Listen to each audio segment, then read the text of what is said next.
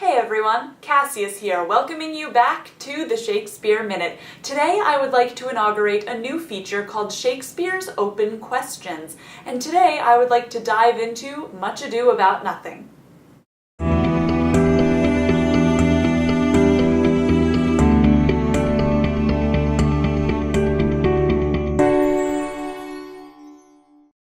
Shakespeare, being the mysterious writer that he is, very often leaves open questions at the ends of his plays, or indeed at the beginning or in the middle of them, that aren't just plot points that you could fill in yourself and, oh, wouldn't it be fun if things happened this way or that way, but there are often, in fact, deep character implications that Shakespeare narrowly avoids telling us about, or just narrowly avoids putting his characters in certain situations.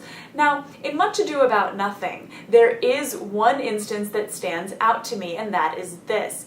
Don John's evil plan is never told to Benedick. When Don John comes in and wants to tell his brother and tell Claudio about Hero, he only tells the two of them. Benedick leaves right before that moment, and that is in the text right here.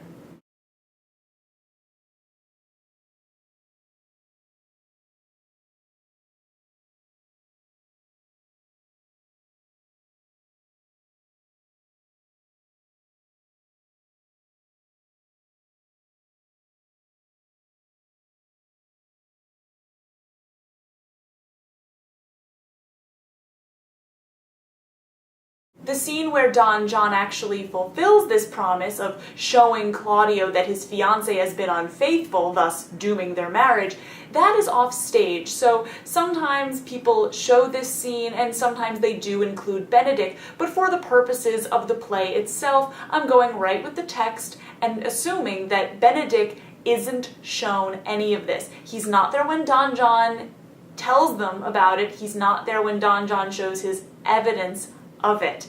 Now, I think that Benedick not being in this situation is a pretty clear open question. Why isn't he there? And there are two general camps that I've sort of come up with, like two general reasons why he can't be there. The first one is that he would see through it. He's smarter than everybody else, and if he were there, then Don John would have been seen through and Benedick just would have snarked his way through neutralizing the threat, and the rest of the plot doesn't happen. That is what I like to call the charitable interpretation. Now, reason number two, what I ultimately think is the right reason why Benedick so abruptly leaves before this can be said, is that he'd fall for it.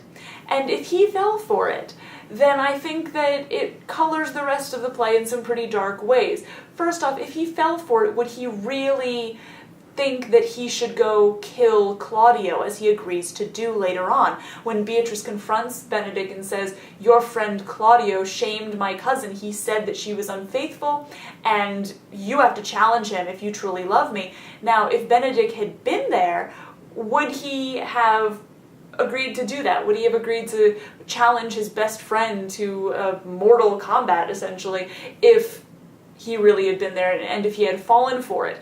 If he had fallen for it, but then agreed to fight his friend, that does show a very strong devotion to Beatrice, obviously, but I don't think that could be possible. I think the reason why he's not there is because he would have fallen for it, which of course is a bit of a darker undertone to the comedies that Shakespeare likes to put in. He does tend to leave his comedies a little bit more uncomfortable than a more modern comedy where everything is just wrapped up neatly with a bow. He does like to leave a few loose ends and a few question marks over some of the romance in his plays. So I think that Benedick is really smart, but there is this divide between the people who saw what happened and the people who are tied to the authority structure in Messina, because Leonato is not there to witness his daughter being unfaithful, but since he is such an authority figure and he has this position in society, he also believes it. And then there are the people who are outside, the people who don't fit in, and not only are they different and less likely to believe it, but they're also not there. We don't know how they'd react if they had been there when Don John explained himself so eloquently for him anyway, and shown his evidence. Of course, these worlds collide. The crazy policemen who are part of the authority structure but kind of wacky and stupid, they end up breaking down the whole case for everyone, and the evidence has to be shown. Like, the evidence of her fidelity has to be re-aired for everyone, for the air to ultimately be cleared of all of this craziness. And Benedick is the one person who is ostensibly on Team Claudio in the beginning. He ends up moving to Beatrice because he's not there. He's able to have faith in her belief in her cousin's righteousness and her fidelity, but he's not put in the situation that I don't think he is capable of getting out of. And if he is, of course, it does speak a lot to love over duty to his friends, if he did believe that Claudio was correct about this. But in the play, Shakespeare doesn't make him confront that. He lets Benedick off the hook, and I think that it raises the question, would he have in fact been intelligent enough to see through it, which of course would have been a plot killer, or would he have fallen for it, which would have been a romance killer? Either way, I think it's a kind of interesting question to think about.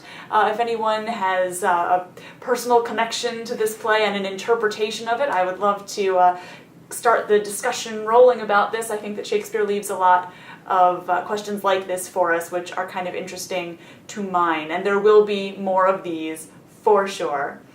With that, till next time, this is Cassius. Think of the world.